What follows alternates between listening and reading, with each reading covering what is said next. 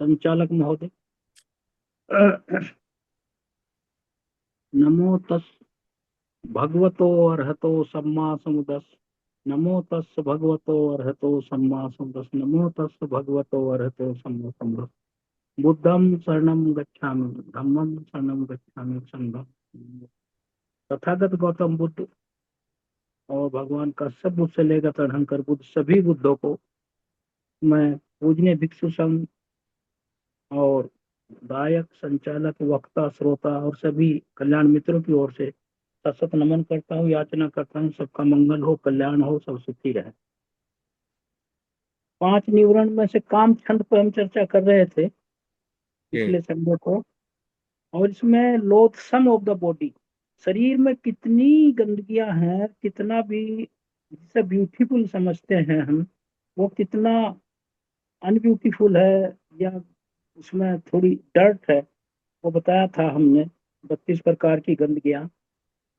और इसमें धम्मपद में भी कहा, सुत्तनिपात के वर्ष संख्या 194 से 199 में भी लिखा है कि ये जो शरीर है, ये हमारा, इसमें हड्डियों का ढांचा है, जो नसें और उत्तक टिश्यूज, और इससे ये जुड़ा हुआ है, कनेक्टेड है, और इसको स्किन से ढका गया है। और ये देखने में सुंदर लगता है, लेकिन जो इग्नोरेंट आदमी इसको देखने में सुंदर समझता है, लेकिन इसलिए समझता है कि उसकी इग्नोरेंस उसको मिसगाइड कर रही है। शरीर का क्या हाल है, हम सभी देखते हैं। जब हम बीमार जाते हैं अस्पतालों में, देखते हैं अपने घरों में, जब हमारे घर में भी सबके घर घर की यही वास्तविकता है कि बीमार होता है, मरता है, बूढ़ा होता है, क्या क्या होता है। तो उस समय हम देख सकते हैं, इसको सबक ले सकते हैं कि यही हाल मेरा भी होगा। ये इसका अनप्लीजेंट रूप है। अच्छा, इसमें इसमें बात आई थी कि हम न्यूरॉन को इसे कैसे हटाएं।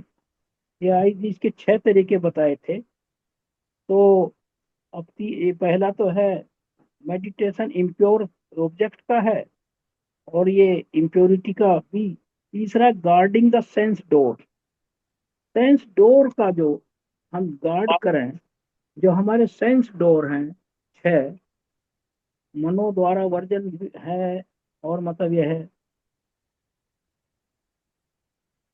और जितने हमारी इंद्रियां हैं इन्हीं के माध्यम से सब हमारे अंदर जाती हैं, सब ऑब्जेक्ट के जो थॉट्स हैं जो हम देखते हैं, सेंस ऑब्जेक्ट्स।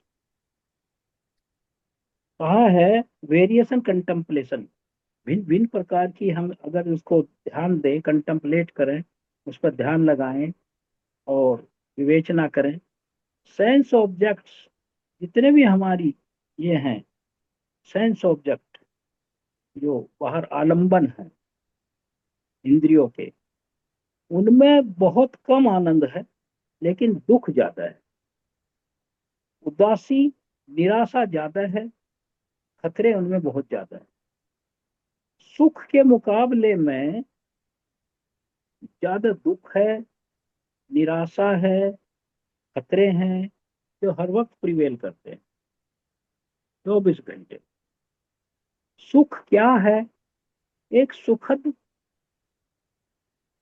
अनुभूति या फीलिंग, यही तो है सुख। रैप्चर, प्रीति जिसको कहते हैं, मन प्रफुल्लित होता है, शरीर रोमांचित होता है, फिर थोड़ी देर में वो स्थिति बदल जाती है। दुख बाई चेंज, जब वो बदल जाती है तो फिर दुख में आ जाते हैं। तो ये छोटी छोटी अनुभूतियां समय समय पर आती रहती हैं, जाती रहती हैं, लेकिन इसका ज्यादातर प्रोपोर्शन जो है, वॉल्यूम है, हिस्सा है, वो दुखद है। ये भगवान बुद्ध ने कहा है। और जो हम सुख की जो वेदना है, उसको हम महसूस करते हैं, तो वो टिकाऊ नहीं है। ज्यादा इसका हिस्सा दुख ही है। अच्छा, अनप्लीजेंट ओवरवेम्स, जितने भी ये अशुभ हैं और मतलब यह है दुखद हैं, ये क्या करती हैं?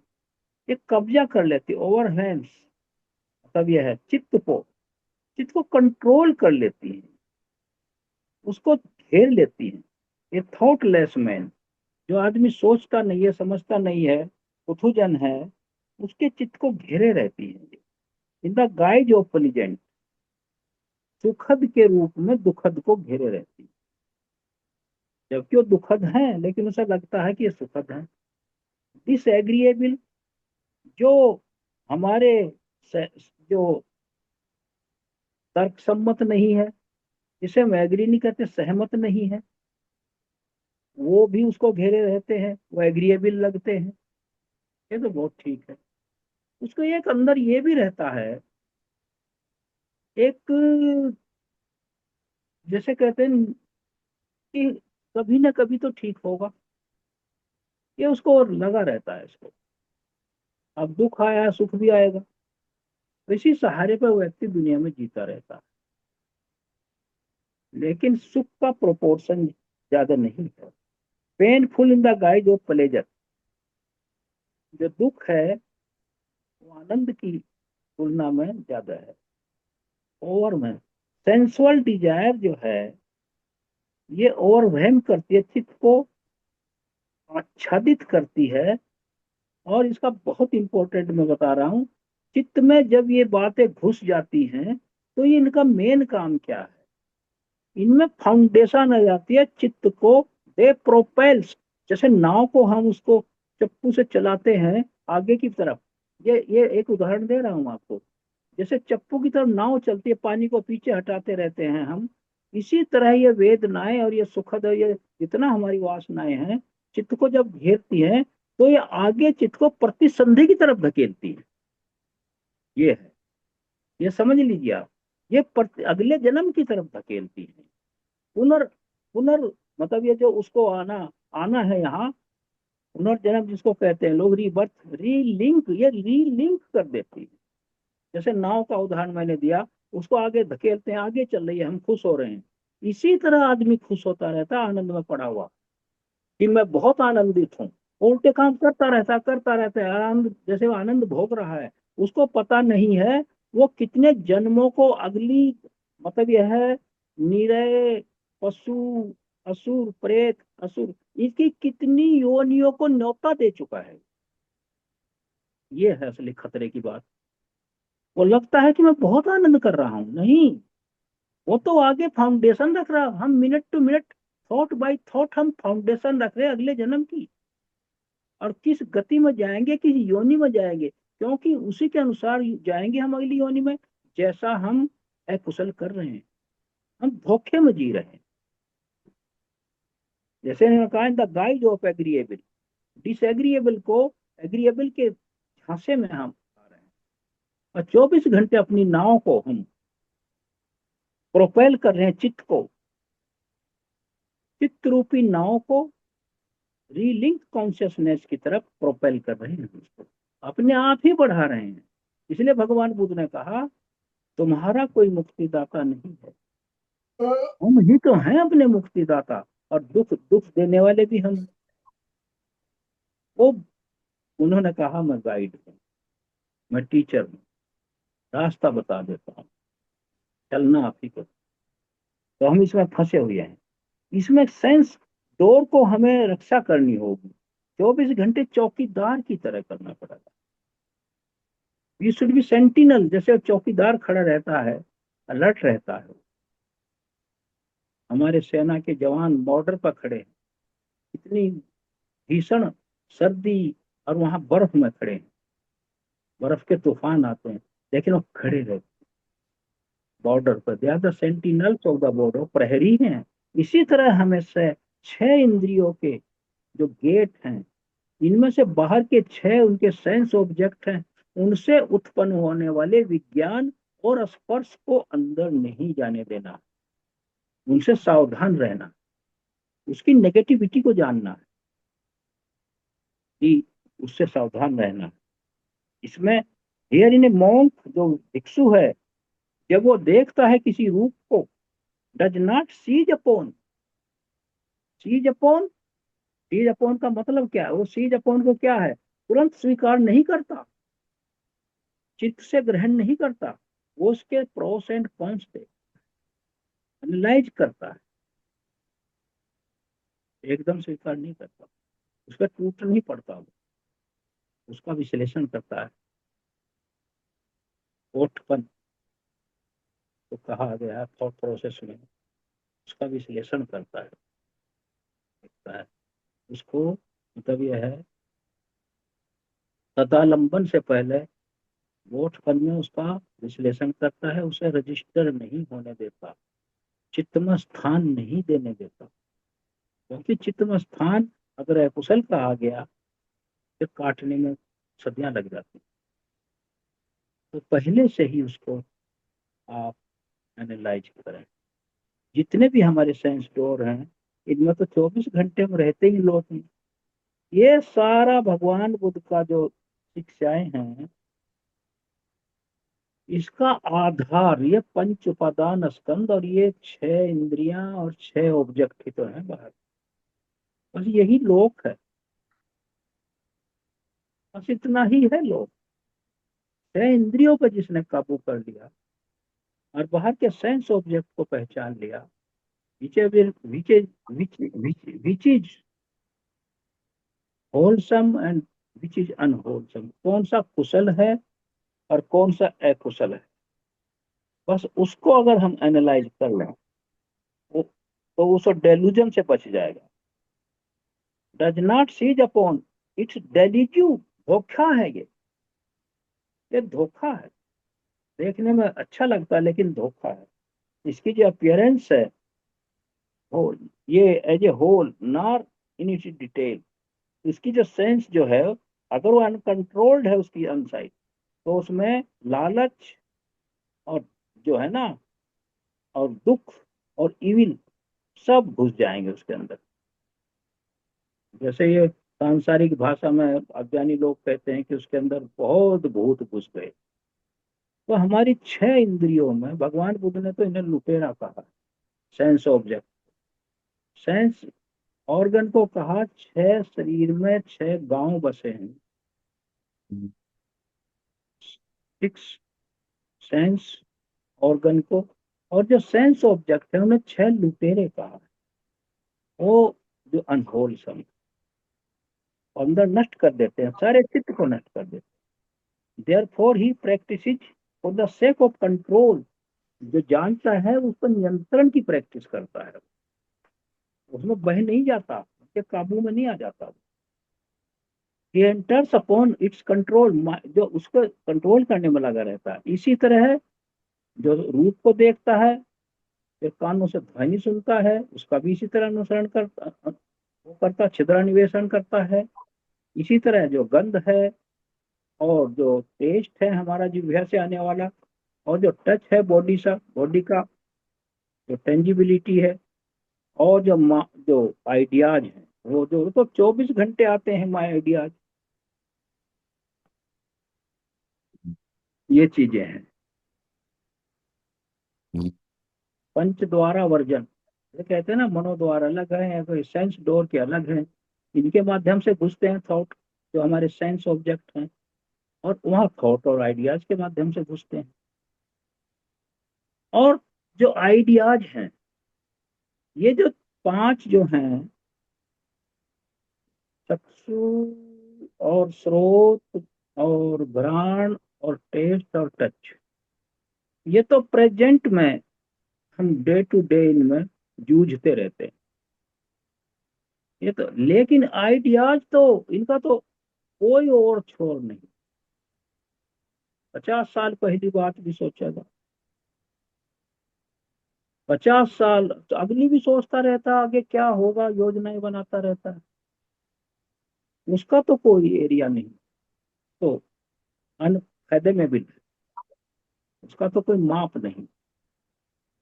तो इस तरह क्या है, तो क्या कहते हैं जब रूप को देखता है आंखों से, विच आर डिजायरेबल, लवली, देखने में बहुत अच्छी लगती हैं, प्लीजिंग खुश करने वाली लगती है, एग्रीएबल एसोसिएटेड विद डिजायर, जो हमारी वासनाओं और इच्छाओं से कनेक्टेड हैं, सो सहभागी हैं उनकी।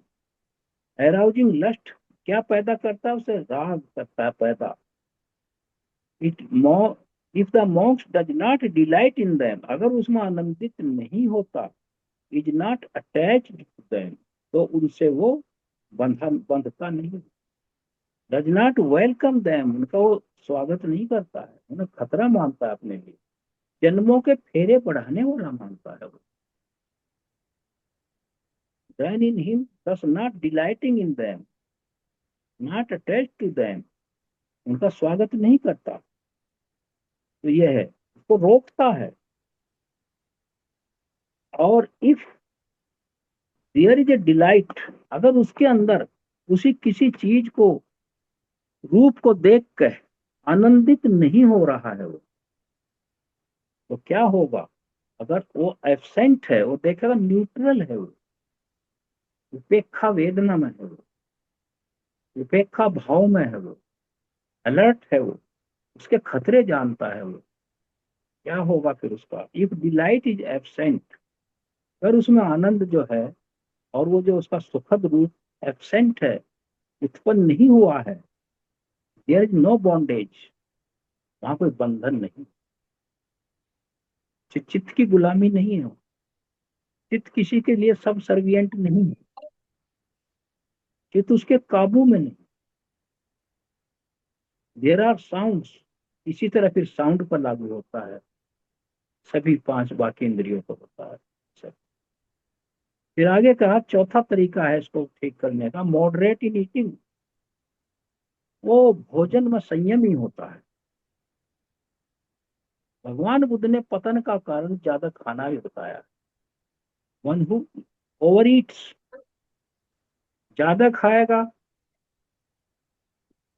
शरीर भारी होगा, नींद ज्यादा आएगी, पाचन शक्ति गड़बड़ होगी, जब ज्यादा सोएगा सजगता कम होगी, शरीर में व्याधियां लगेंगी, उसका सारा दैनिक जीवन बाधित हो जाएगा। Here in a monk takes his food, तो भोजन जो भिक्षु, आप बताया भी है इसमें भिक्षु के बारे में, मतलब यह है रेलेक्टेंस इन द फूड, उसमें वो बहुत रेलेक्टेंटली खाता है उसको, इसलिए नहीं खाता कि वो बड़े उसमें स्वाद लेता है और चटकारे मार मार कर खाता है और बहुत ही रिज्वाइस करता है उसको। अगर वो रिज्वाइस, फिर ऐसा आदमी, उसकी पसंद नापसंद बन जाता है कोई भोजन। इसी दिन अगर उसको रूखा सूखा मिलता है तो वो बहुत दुखी होता है, नाराज होता है। या उस उपासक के घर में नहीं जाता भिक्षु, जिसके यहाँ तो अच्छा सामान ही नहीं बनता, इतना उसका ज्यादा ये है प्रभाव भोजन का। वो ना, he does not after wise consider, not for the purpose of enjoyment, वो एंजॉयमेंट के लिए नहीं खाता है, और of the pride and beautifying the body, शरीर मेरा स्वस्थ रहे, बलिष्ठ रहे, ज्यादा दिन जिंदा रहूं, ये सोच के नहीं खाता। और एडोर्निंग इट, इसको सजावट आ जाए, इसमें मसल्स बने, हैरी जैसे मसल्स बनाते हैं ये रेस्टलर्स, खिलाड़ी, वो उस तरह नहीं रोज चेक करता अपने बॉडी को, मेरा अंदर कुछ सुडौल आया नहीं, कुछ अंदर आया बॉडी में कुछ, तो ऐसे भोजन की तलाश में रहता है, फिर वो उसका गुलाम बन जाता है। But only for the sake of maintaining, जो अपने शरीर को मेंटेन करने के लिए, और इसकी शरीर यात्रा को चलाने के लिए, और इसे भूख से होने वाले खतरों से बचाने के लिए इसको रखता है, बस इतना। इतना, जैसे भूख ना सताए, मॉडरेट खाना खाया, बस उतना ही तो है। पेनफुल फीलिंग ना हो, तो इस तरह का उसको खाना। भोजन के प्रति तो भगवान बुद्ध ने बहुत बड़ा, इसका है बहुत लंबा चैप्टर है इसका, भोजन का, विशुद्धि मग में। फिर कहा पांचवा तरीका है इन हिंड्रेंस को हटाने के लिए, नोबल फ्रेंडशिप है, एक अच्छी संगत, संघ। इसलिए भगवान बुद्ध ने संघ बनाया, अच्छी संगत। महामंगल सूत्र में आपने पढ़ा है, पहली लाइन लिखी, मूर्खों की संगत से अकेला भला। It is better to live alone than the company of the evil person. मूर्खों की संगत करने से अकेला अच्छा है, पहली ही लाइन में लिखा महामंगल, तभी मंगल हो।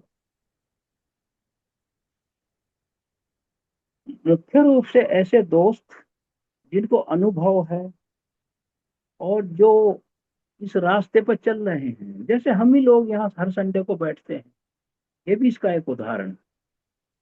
और फिर आपस में हम इस धमटाक के बाद आपस में बात भी करते हैं एक दूसरे से, होती है मेरी बात सबसे होती है, वाघमारे से भी होती है, युवराज से भी होती है, सिद्धार्थ जी से भी होती है, सबसे होती है, वो लोग फोन भी करते हैं हम लोग, वो भी आइडिया। तो इस तरह की फ्रेंडशिप होनी चाहिए, हम फ्रेंडशिप। मेडिटेशन पे आगे आगे किस तरह करें, इसे एक दूसरे से ये नहीं सोचना चाहिए कि हम यहाँ धम टाक कर रहे हैं और मुझे किसी को पूछने में कोई ये लगेगा कि ये मुझे पूछ रहा है, इसे कुछ जानता ही नहीं है, ऐसा नहीं। तो समुद्र है, इसमें पूछना चाहिए। संघ का मतलब ये है विमर्श करना चाहिए, क्रॉस टॉक करना चाहिए। इसमें बात करने संघ से ही वो निकलते हैं, हल निकलता है उसका। वो जो उनके अनुभव वो बताते, शेयर करने चाहिए उनके अनुभव। जब पूरा क्या है, the entire holy life Ananda is noble friendship. भगवान बुद्ध ने कहा पूरा जीवन जो नोबल फ्रेंडशिप, अच्छे कल्याण मित्र का जो है, नोबल कंपेनियनशिप, नोबल एसोसिएशन, अच्छा संग होना चाहिए। और फिर मोह का आनंद, हु है जो नोबल फ्रेंड, कल्याण मित्र तभी तो कहते थे भगवान एक दूसरे को। सीनियर को वो कहते थे, छोटे को आयुष कहते थे, सीनियर को आयुष्मान कहते थे या बनते कहते थे। वहां पर निर्वाण सूत्र में कहा है उनको, ये ऐसा संबोधन किया करो, छोटे को आयुष कहा करो, सीनियर को आयुष्मान या बनते कहा करो, बता के गए थे वो। और ये जो मेरी शिक्षाएं हैं यही आपको शास्ता होंगी, आपके गुरु होंगी। तो ये है noble association, noble eightfold path, ये जो है इसको कल्टीवेट करना है और प्रैक्टिस करना है। फिर ये कन्वर्सेशन के बारे में कहा है, जो वार्तालाप किस तरह कर, उन्होंने सब कुछ कहा है। कन्वर्सेशन वो सही होना चाहिए, सेंसुअल डिजायर, काम छंद को नष्ट करने वाला होना चाहिए, बढ़ाने वाला नहीं। ये नहीं कि हम बैठ के कोई सौंदर्य प्रतीक वो कर रहे हैं, वहां वो कैसा है, वो कितना सुंदर है, वो कैसी सुंदर है, या वो चीज या कोई भी हमारे साइंस ऑब्जेक्ट कितने अच्छे हैं, गाड़ी हो, मकान हो, बिल्डिंग हो, कुछ भी हो, जो हमारी तरफ जो खींचते हैं अपनी तरफ हमें। तो तो ये मैं इम्प्योरिटी पर ध्यान देना चाहिए, उसके दुखद हिस्से को देखना चाहिए। सुखद जो लग रहा है वो सुखद नहीं है, वो तो धोखा है, वो तो मिराज है, मृग तृष्णा है वो तो। उसकी जो जो ओवर साइड है उसको देखिए आप, और रिवर्स साइड को देखिए, दोनों का, दोनों सिक्के के दो पहलू हैं, ओवर्स और रिवर्स। रिवर्स को देखेंगे तो तब पता चलेगा क्या इसकी नेगेटिविटी है, इसके अंदर क्या नकारात्मक रूप है इसका।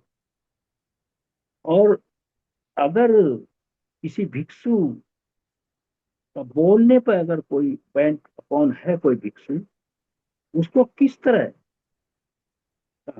वो बात, अगर वो बात ही करना चाहता है आपस में, कैसी बात, टाक विच इज लो, वो जो निम्न स्तरीय है वो नहीं करनी चाहिए। कोर्स है, कुछ भी कह रहे हैं, वर्ल्डली सांसारिक है, नॉट नोबल, योग्य नहीं है वो बात, नॉट सैल्यूटरी, अभिवादन और उसमें कोई वो नहीं है एक दूसरे के प्रति, सैल्यूटेशन नहीं है, वो रिगार्डेबल नहीं है, नॉट लीडिंग टू डिटैचमेंट, और वो विराग विराग की तरफ नहीं ले जाता, राग की तरफ ले जाता है, वीत राग की तरफ नहीं ले जाता, ऐसी बात होनी चाहिए। Not to freedom from passion, और वो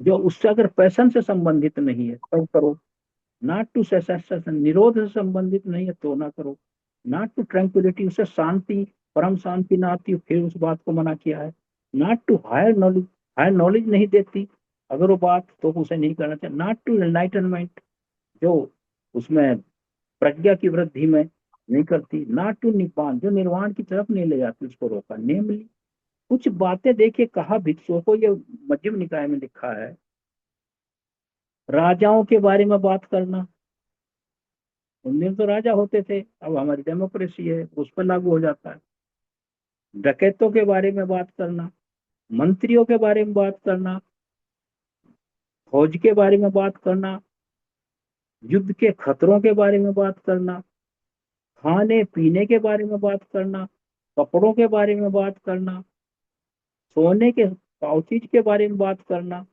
मालाएं, गंध, ये इसके बारे में बात करना, रिश्तेदारों के बारे में बात करना, वाहन के बारे में बात करना, गांव के बारे में, कस्बों के बारे में, शहरों के बारे में, प्रदेशों के बारे में, स्त्रियों के बारे में, शराब के बारे में, और गलियों जैसी गॉसिपिंग के बारे में, और अबाउट द पूर्वजों के कह रहे उसका ऐसा था वैसा था, और जो सस्ती बातें ट्राइफल्स हैं, about the origin of the world, ये लोग कब बना है, कब खत्म होगा, ये अनावश्यक बातें हैं सब ये, इस एंड द ओशियन, समुद्र का कितनी गहराई होगी भाई, कहाँ तक फैला हुआ है, व्हाट हैपेंड एंड व्हाट, तो ये क्या घटना घटेगी और क्या नहीं घटेगी, तो इस तरह की जो बातें वो एंटरटेन नहीं करता भिक्षु, कि भगवान बुद्ध ने इतनी बातें मध्यम निकाय में करी,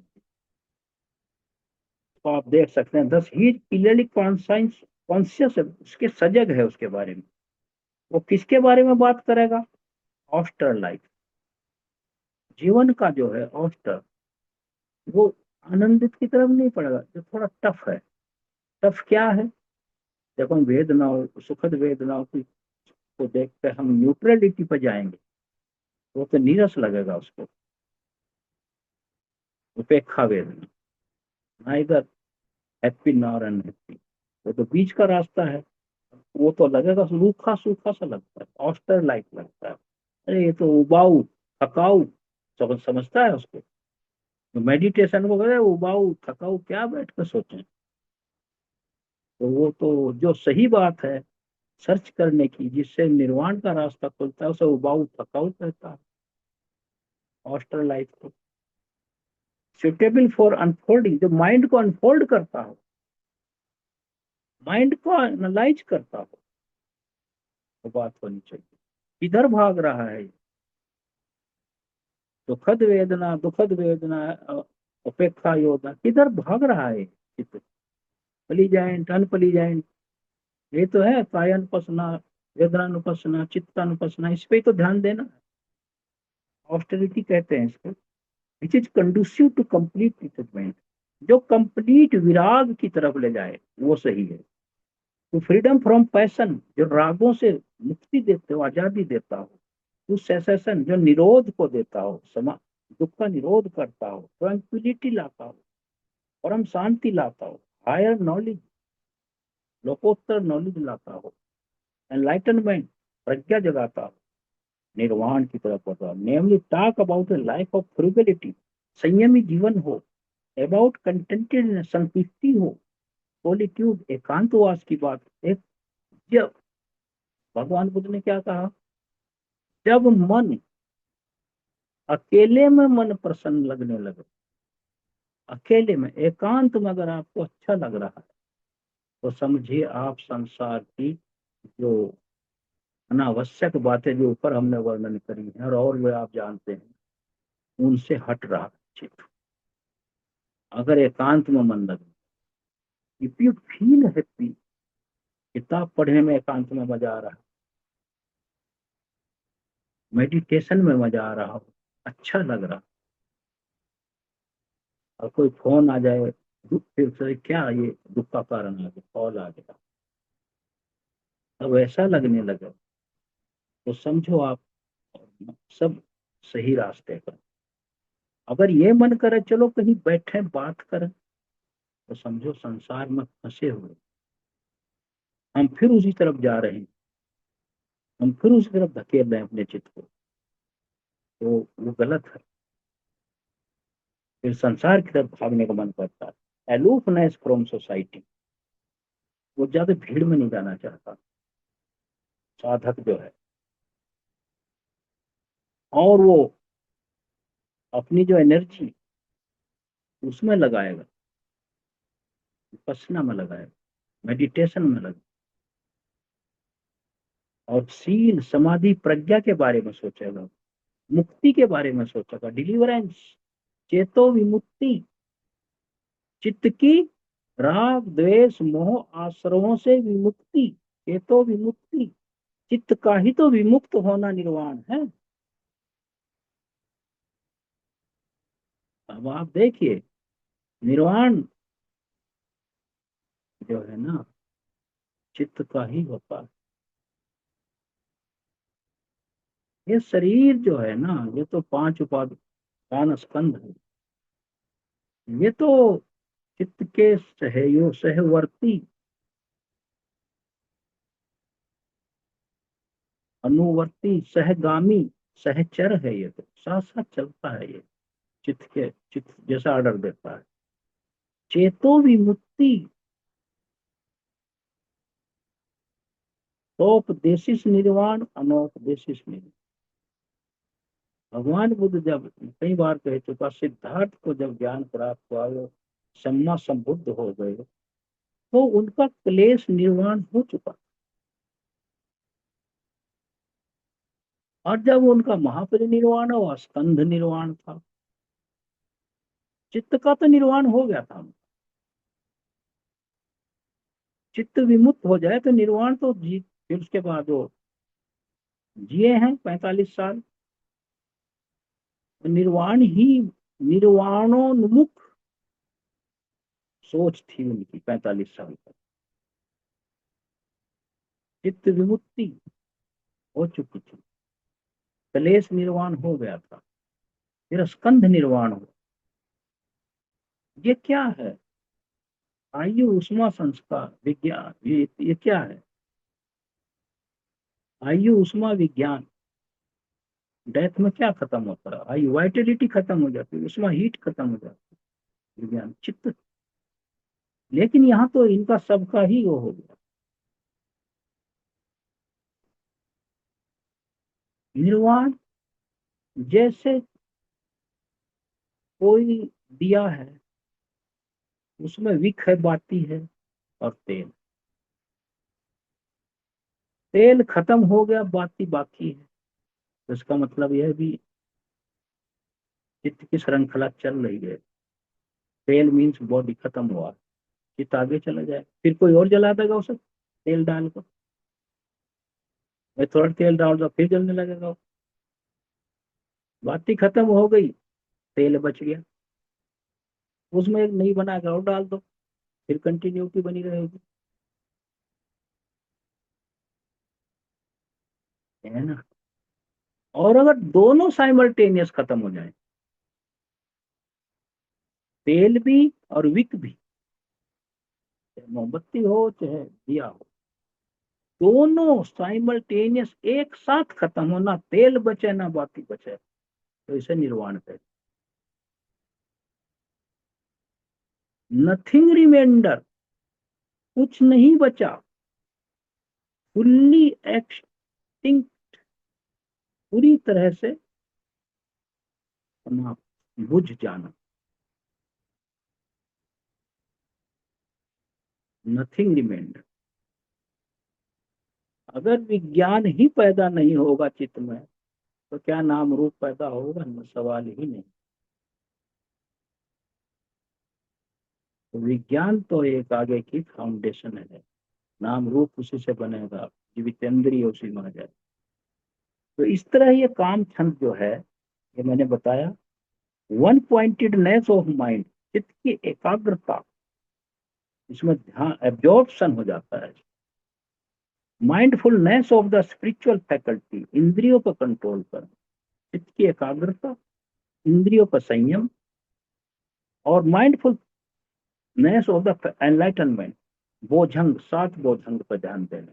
तो इस तरह ये जो काम छंद जो है, इसको ये नष्ट करने के तरीके बताए हैं, ये जितने मैं बता रहा था।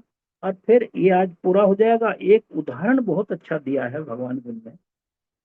उन्होंने कहा अगर किसी बर्तन में पानी हो, ध्यान से सुनिए, किसी बर्तन में पानी हो, बाल्टी हो या कोई भी बर्तन हो, और उसमें नीला पीला नीला और कैसा भी रंग आप डाल दो, और जो आदमी की जिसकी आईसाइट बिल्कुल ठीक हो उसमें देखे, तो अपना चेहरा नहीं देख पाएगा उसे, क्योंकि इतनी विभिन्नताएं उसमें, वेरियस टाइप ऑफ कलर पड़े हुए हैं, तो उसका चेहरा दिखाई नहीं देगा। इन द सेम वे, इसी तरह, क्योंकि उसमें भिन्न भिन्न प्रकार की हमारे काम छंद पड़े हुए हैं ना, जितने हमारे इम्प्योरिटीज हैं इतने वो हैं। In the same way, when one's mind is possessed by sensual desires, जब किसी आदमी का चित्त काम छंद से आच्छादित है, possessed, उससे कब्जे में है, उसके उसका बाहुल्य है, प्रीपोंडरेंस है, उसकी प्रधानता है, उसकी overpowered by sensual desire, उस पर कब्जा है उसका। One can not properly see the escape from sensual desire, वो काम छंद से मुक्ति का रास्ता नहीं ढूंढ सकता।